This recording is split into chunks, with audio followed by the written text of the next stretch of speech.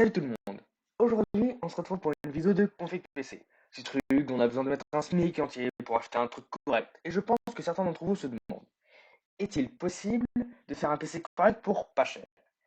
Et la réponse est oui, et je vais le prouver aujourd'hui, avec une config moins chère qu'une PS1. Remarque, c'est pas compliqué. Trêve de blabla, commençons. Alors, en processeur, on partirait sur un Ryzen 3 4100, un petit 4 coeurs 8 threads cadencé à 3,8 GHz. C'est un petit processeur parfait pour le gaming. Aujourd'hui, surtout, ce serait bien de partir sur un Ryzen 5 4500, parce qu'il a 6 cœurs, je vais vous montrer un peu plus tard. Mais là, on a dit que c'était la config minimum pour le gaming.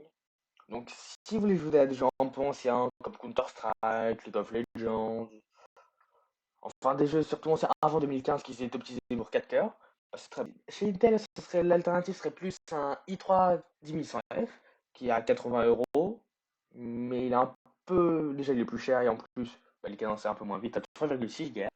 En carte mère, on partira sur une AMD Gigabyte A520M-H de la gamme ultra durable. Alors cette carte mère coûte aux alentours de 70 €. Je l'ai pris parce qu'elle a vraiment tout ce qu'il faut. Elle a un emplacement M.2, deux emplacements de barrette de RAM. De plus, un bouton QBIOS qui permet de, même s'il n'y a pas de processeur, faire une mise à jour du BIOS, ce qui peut être utile par exemple, parce que certaines cartes mères sont compatibles avec le Ryzen 3 4100, alors que d'autres ne le sont pas. Donc au cas où, s'il ne l'est pas, on peut utiliser le bouton QBIOS et cela permet de faire qu'il soit compatible. Donc en RAM, on partira sur des G-Skill A10 en DDR4, une fois 8 Go à 3200 MHz. Ça, c'est vraiment l'une des minimums. 3200 MHz en gaming, c'est la plus de fréquence en DDR4. Et pour, pour le budget qu'on a aujourd'hui, la DDR5, même si elle baisse, c'est pas encore ultra rentable. Donc là, j'ai fait le compromis d'un faire un offre à 8 Go. Certes, c'est pas le meilleur maintenant pour le gaming, mais au pire, si on a besoin de plus, on peut ajouter une deuxième barrette, vu qu'elle a deux emplacements sur la carte mère. D'ailleurs, petite info, le ventirad, on ne va pas en acheter un. Ce sera directement fourni avec le processeur, le Ryzen 3 4100, parce que c'est quand même bien d'avoir un ventirad dédié, mais ceux d'AMD sont pas trop mal, et surtout c'est un petit processeur, donc il peut faire l'affaire, surtout si on n'a pas le budget. Mais au pire, on pourra prendre un ventirad à peu près 20 € si il s'avère que c'est pas insuffisant, et surtout par exemple si on change de processeur ou on l'overclock. Alors, pour le stockage, j'ai décidé de prendre un Western Digital Blue SN570 de 500 Go à environ 44 €. Alors, j'ai pris ce SSD, déjà c'est un M.2, donc il est petit, il permet de se fixer dans la carte mère. Et en plus, il a des vitesses exceptionnelles par rapport aux SSD SATA qui ne sont pas vraiment beaucoup moins chers. Donc j'ai décidé de partir sur ce SSD-là à 500 Go. Si vous voulez vraiment plus de stockage, vous pourrez soit partir sur la version 1 Tera, soit directement prendre un disque dur de 1 à 2 Tera, qui seront beaucoup moins chers que les SSD. Mais convertis. Alors, en alimentation, j'ai décidé de partir sur les Corsair CV de 550 watts. Alors oui, pour cette petite carte graphique et ce processeur, je vais pas repartir sur une 450 voire une 300 watts. Mais je sais qu'on pourra faire des améliorations, par exemple au niveau de la carte graphique. Et donc, avoir une alim plus puissante, ça permet directement d'éviter de la changer d'alim et avoir encore plus une perte d'argent. En plus, ça, elle coûte 70 €, alors que les alims les moins chers, pour ça, elle coûtera environ, je pense, 50 €.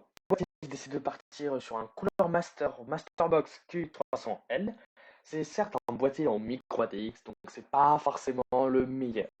Mais ce boîtier veut déjà pas accueillir des cartes graphiques de plus de 35 cm, donc ce qui est déjà très bien. Et en plus, il a des ports en USB 3.0, il est pas trop lourd. On peut mettre des SATA et des ATD. Et en plus, quand même, il peut avoir 6 ventilateurs, donc ce qui permet d'avoir une ventilation assez correcte, comparable par exemple au bâti plus grand. Mais l'avantage de celui-ci sera qu'il soit moins cher et qu'il soit plus compact, ce qui peut être utile par exemple quand on veut le mettre sur une télé ou à côté d'un PC, mais qu'il ne prenne pas trop de place. Alors maintenant, le moment que je pense que tout le monde attend, la carte graphique. Alors cette carte graphique, ce sera une petite GTX 1650 qui permet de jouer en Full HD en moyen à élevé à environ 60 FPS. Alors, le problème, c'est qu'en neuf, elle coûte 200 € et là, c'est pas rentable du tout. Alors, le mieux, je pense, c'est de la prendre d'occasion. Par exemple, sur le bon coin, elle est à peu près entre 100 et 130 € et là, elle est intéressante. Chez AMD, il y a la toute nouvelle RX 6400 qui a à peu près les mêmes performances et bah, qui est à 140 € en neuf. Mais le problème de cette carte, c'est qu'elle est en PCI Express 4.0, alors que notre carte graphique et surtout notre carte mère et notre processeur est compatible PCI Express 3.0. Et donc si on met la RX 1400, elle va se brider, donc elle aura des performances encore moins bonnes que la 1650. C'est pour ça que j'ai fait ce choix de cette carte graphique. Avant de passer aux optimisations possibles de ce PC, je vais vous montrer un petit benchmark pour savoir ce qu'un Ryzen 3 4100 et une GTX 1650, deux composants plutôt entrée de gamme, peuvent faire. Donc, je vais vous mettre un benchmark dans la description. Merci à celui qui l'a fait. Et pour vous résumer, c'est en gros du medium à high en 60 Hz. Et en low, vous pourrez atteindre 90, 100, voire 110 FPS pour les petits jeux comme Counter-Strike. Avant de passer à la conclusion de cette vidéo, je vais vous donner quelques pistes d'optimisation à faire pour que ce PC soit plus performant. Alors, tout d'abord, ça peut être ajouter un disque dur de 1 Tera, comme le Western Digital ou le Seagate Barracuda.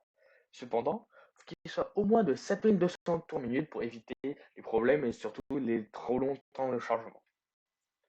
Aussi, ça pourrait être intéressant de passer à un Ryzen 5 4500, un 6 thread, ou encore mieux un 5500 qui est plus rapide. De plus, la carte mère n'aura pas besoin d'être changée. Et enfin, on pourrait partir sur une nouvelle carte graphique, comme une GTX 1660 Ti, voire une RTX 2060 qui serait l'un des trucs les plus lourds qu'on pourrait mettre avec un Ryzen 3 4100. Et enfin, peut-être le truc le plus prioritaire, c'est de mettre 16 Go de RAM. Parce que là, on a 8 Go, c'est correct pour les petits jeux, mais 16 Go, c'est vraiment ultra confortable. Et en plus, c'est 3200 MHz, donc ça permet d'avoir de peu de problèmes. Et mettre une petite mémoire vive, ça peut vraiment redonner une deuxième PA au PC. En conclusion, certaines personnes se demandent s'il est vraiment intéressant de partir sur un PC à ce budget-là, environ 450 €, et s'il n'est pas plus intéressant de partir sur une console. Bah, si votre utilisation se limite seulement au gaming, alors je ne vais pas vous le cacher, une console sera plus performante et moins chère. Alors que si votre utilisation est beaucoup plus polyvalente, par exemple pour faire de la bureautique, du multimédia, du montage vidéo, photo, ou même peut-être des vidéos YouTube, bah, partez sur un PC, et ce sera vraiment très polyvalent.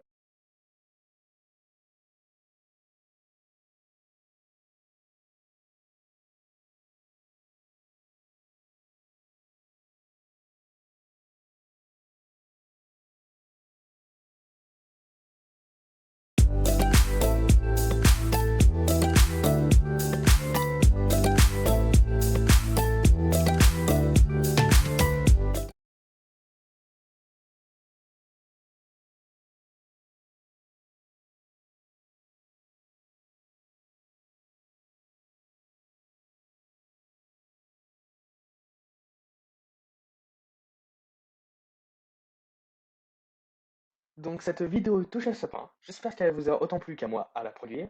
Si vous n'avez des questions, n'hésitez pas à les poster dans les commentaires et je vous retrouverai pour une prochaine vidéo qui sera sûrement sur le setup gamer à avoir pour ce PC. À très bientôt.